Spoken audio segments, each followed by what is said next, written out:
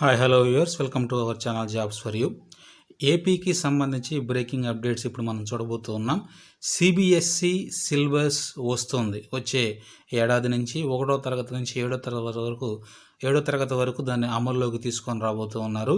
అంగన్వాడీకి అదేవిధంగా ఉపాధ్యాయులకు కూడా, ఆ తరగతుల వరకు బోధించేటువంటి ఉపాధ్యాయులు కూడా ఈ సిలబస్ విషయమే తప్పనిసరి శిక్షణ తీసుకోవాల్సినటువంటి అవసరం ఉందని సీఎం జగన్మోహన్ రెడ్డి గారు మరి తెలియచేయడం జరిగింది. సో ఆ వివరాలన్నీ కూడా మనం ఇన్ డీటెయిల్గా ఇప్పుడు మనం చూడబోతూ ఉన్నాం. చూడబోయే ముందుగా వచ్చిన రిక్వెస్ట్ ఏంటంటే ఫ్రెండ్స్, ఎప్పటివరకు మీరు మన ఛానల్ని సబ్స్క్రైబ్ చేసుకున్నట్లయితే వెంటనే సబ్స్క్రైబ్ చేసుకోండి. ఆ ప్రక్కనే వచ్చేటువంటి బెల్ ఐకాన్ నొక్కి ఆల్ అనేటువంటి ఆప్షన్ సెట్ చేసి పెట్టుకోండి. అప్పుడే అటువంటి లేటెస్ట్ అప్డేట్స్ అన్నీ కూడా మీకు ఇన్ టైంలో మీకు నోటిఫికేషన్ రూపంలో వస్తాయి. ఇక వివరాల్లో కనుక మనం వెళ్ళినట్టయితే సిబిఎస్ఈ సిలబస్ వస్తుంది. వచ్చే ఏడాది 1 నుంచి 7 తరగతుల వరకు సిబిఎస్ఈ సిలబస్ వస్తుంది.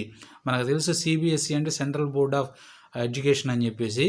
అయితే ఆ సెంట్రల్ బోర్డ్ ఎడ్యుకేషన్ అనేది మరి 1వ తరగతి నుంచి కూడా మరి అమల్లోకి తీసుకొని రావడానికి ఆలోచన చేస్తున్నట్టుగా మరి జగన్మోహన్ రెడ్డి గారు మరి వారి ఆలోచనలో ఉండి దానికి తగినటువంటి మరి నిర్ణయాలు తీసుకుంటూ అడుగులు వేస్తున్నట్లుగా వచ్చే ఏడాది నుంచి 1వ తరగతి నుంచి 7వ తరగతి వరకు కూడా సిబిఎస్ఈ విధానంలో మరి సిలబస్ని వారు క్రోడీకరించి బోధించేటువంటి విధంగా మరి ఉపాధ్యాయులకు సూచనలు ఇవ్వబోతున్నట్లుగా మరి తెలియచేయడం జరుగుతుంది ఇక్కడ.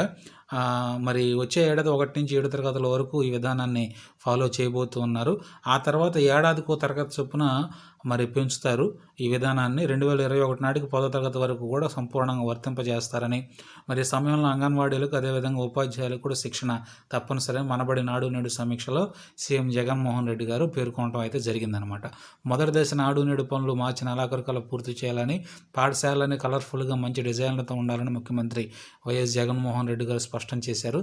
తాడేపల్లిలోని క్యాంపు కార్యాలయం నుంచి బుధవారం మనబడి నాడు నేడు అధికారులతో సమీక్ష నిర్వహించారు. ఈ సందర్భంలో ఆయన మాట్లాడుతూ 2021-22 విద్యా సంవత్సరానికి నుంచి 1 నుంచి 7 వరకు కూడా సిబిఎస్ఈ విధానం ద్వారా ప్రభుత్వ పాఠశాల విద్యాబోధన చేపట్టబోతూ ఉన్నామని ఆయన తెలియజేయడం జరిగింది.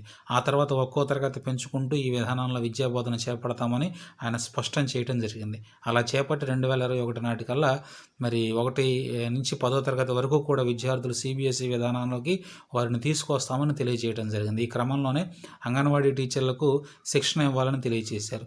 చిన్నారులకు క్షేత్రస్థాయి నుంచే ఆంగ్ల మాధ్యమాన్ని అలవర్చుకునే క్రమంలో వారికి బోధన ఎలా చేయాలన్న దానిపై శిక్షణ ఉండాలని సూచించడం జరిగింది. అంటే చిన్నతనం నుంచే 1వ తరగతి నుంచే మరి వాళ్ళు ఇంగ్లీష్లో కొద్దిగా క్రమేణీ ఎదుగుతూ మరి 10వ తరగతికి వచ్చేంత వరకు కూడా సంపూర్ణమైనటువంటి ఇంగ్లీష్ పరిజ్ఞానంలో కూడా వారు వృద్ధి పొందాలన్నటువంటి ఉద్దేశంతో, వారి చదువు ఆ విధంగా వృద్ధి పొందాలనే ఉద్దేశంతో సీఎం జగన్మోహన్ రెడ్డి గారు ఈ విధమైనటువంటి నిర్ణయాన్ని తీసుకున్నట్టుగా మనకు తెలుస్తూ ఉంది.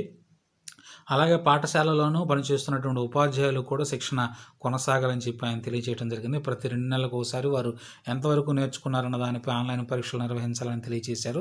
పరీక్షల్లో ఉత్తీర్ణులు అయ్యారా లేదా అన్న దానితో సంబంధం లేకుండా ఎంతవరకు శిక్షణ కార్యక్రమాల ద్వారా అప్గ్రేడ్ అయ్యారో పరిశీలించి మరింతగా వారికి ట్రైనింగ్ ఇవ్వాలని ఆదేశించారు. 2వ దశలో మరింత మెరుగు. ఇప్పుడైతే మొదటి దశలో నాడు నేడు కింద అందజేస్తున్నటువంటి మౌలిక సదుపాయాలని కూడా 2వ దశలో మరింత మెరుగ్గా ఉండేట్టుగా మరి చర్యలు తీసుకోవాలని అధికారులకు సూచించడం జరిగింది. పక్కా భవనాల్లోనే ప్రభుత్వ పాఠశాల నిర్వహించి మరి అందరికీ కూడా అందుబాటులో ఉండేట్టుగా తీసుకొని రావాలని ఆయన తెలియజేయడం జరిగింది.